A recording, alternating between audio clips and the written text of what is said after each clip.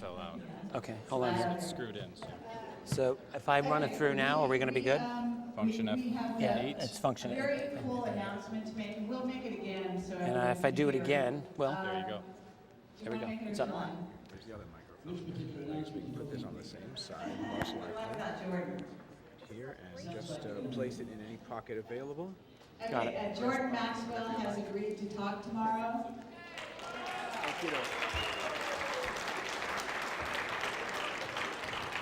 And he hasn't done anything in quite some time, so it should be very interesting. That will be at 10 o'clock. Our first speaker of the day is Pt1of8, and that is going to be a historical moment. Sir, you got one more. Okay, why don't you get me on this side here?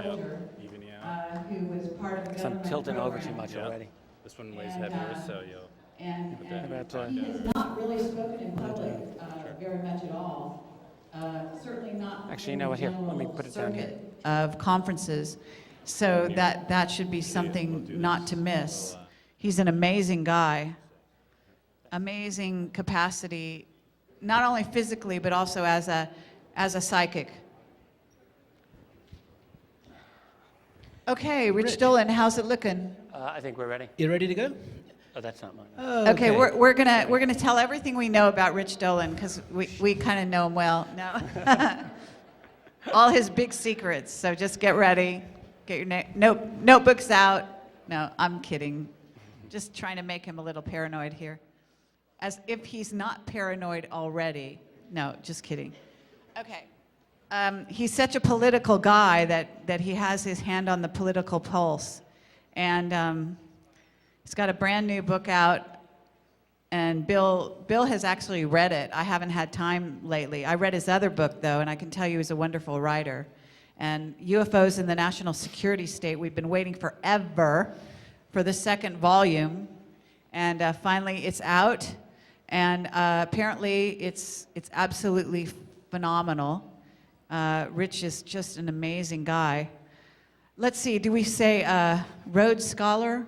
Finalist, whatever, and historian, brilliant mind, very level-headed, politically astute. He's also himself an intuitive. He doesn't tell you that, but he is.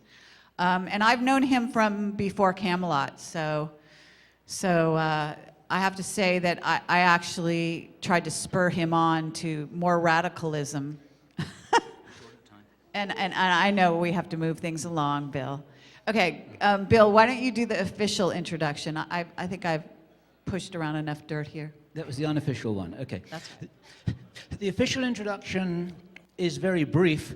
20 years ago, I read Timothy Good's Above Top Secret, which was known by many in those days as the Bible of ufology. That's the book which you give people who doubt the reality of the phenomenon, and then you say, okay, read that, and we'll talk again.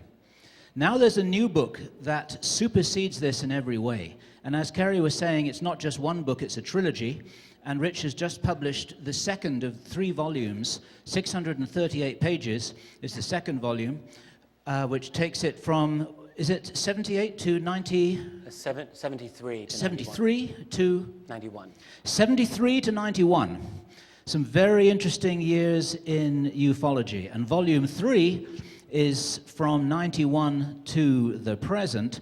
And Rich has got no other role here than being an academic historian with all the combination of intellectual rigor and thinking outside the box. He's surfing on the waves of history itself here, chronicling these times which are unique in the history of the human race. I believe that Richard believes this too, and he knows probably more about this subject now than almost anybody else on the outside of the inside. And I'm not going to say any more. outside of the national Richard, security state. take it away and tell him everything you know. You've got 1 hour. Oh my God. Thank you. Okay. Thanks very much. I don't know if everybody can hear me. Can you hear me in the back? Yes? If you can't, let me know and I'll... All right, well, I think that just changed. It's a pleasure to be here. I'd like to thank Bill and Carrie for that very gracious introduction, and other people here at Camelot who've made my trip here a lot easier and more pleasant. I thank them also. I've already enjoyed meeting a number of attendees here, as I've often felt that I absolutely mean this. I learn more at the conferences, I think, than you do from me. And the reason is that there is never a lack of brilliant people who know an awful lot about this, and they typically will come up to me. Some of them will come up to me during the conference and proceed to tell me these incredible things. So it's always worthwhile for me to come here, and I also just enjoy meeting people. I do have a new book out. It's the second volume of UFOs and the National Security State. I do have some copies here. I hope I brought enough, but the book is easily available now at my website and on Amazon.com. And I will be talking a little bit about that. For my quarry today, I have titled my lecture, Exopolitics in a New Key, Creating a Fresh Roadmap. I don't know if that's a bit ostentatious or not. I wrote it on the plane on the way out here, so it's literally it's a brand new lecture. So let's begin. I've got three basic themes that I want to cover today. First, I do want to talk a little bit about my book, not to market it, but really because it's relevant toward the later themes that I want to discuss today. I have thoughts I've developed some thoughts over the last several years about exopolitics. I've never written explicitly about exopolitics, but for various reasons, I am often asked to comment on exopolitics. I have, for example, spoken at every one of Stephen Bassett's X-conferences. In fact, I think I'm the only person who's spoken at all of them, and I've attended and spoken at all of the National Press Club events that he's had. So that's something of an exopolitical event, and that's put me within that whole discussion. So I have some thoughts about exopolitics, which I think are my own, and I'd like to share those with you today. And I'd like to wrap it up with continuing along those lines with my own thoughts on where we are headed as a society, as a civilization, indeed as a species. I think it all works together rather well. So we're a little bit behind schedule. I want to move right ahead. My new book is subtitled The Cover-Up Exposed. It took me about 5 years to write this book. Actually, it's impossible for me to know because my first volume that went through 2 editions, and that second edition came out in 2002. And people back then, I was brand new in the field at the time, and people said, "Oh, that's a pretty good book. What about the rest of the story?" And I thought, yeah, I have to do that, don't I? So, but then I wrote a lot of articles, and I did various public speaking venues and so forth. And I estimate about 5 solid years of working on this particular volume. It took a lot out of me in a lot of ways, to be perfectly candid with you. It was a hard book to do, harder than the first volume I wrote. I was lucky because after that first book came out, a lot of people came out of the woodwork and offered me their resources.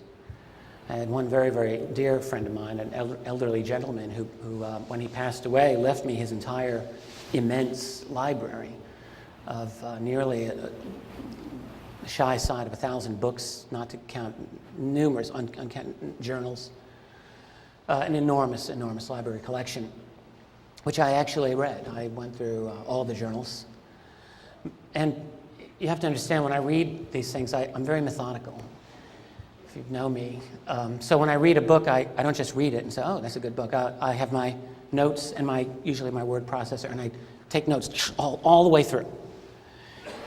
And every little datum that I think is interesting goes in the notes with the citation, page 77 of this issue of this journal, whatever. And it goes in so that I put them all together into an enormous database. My UFO database is equal to, I think, about a 4,000 page book. And it's from that actually I put all my narrative together.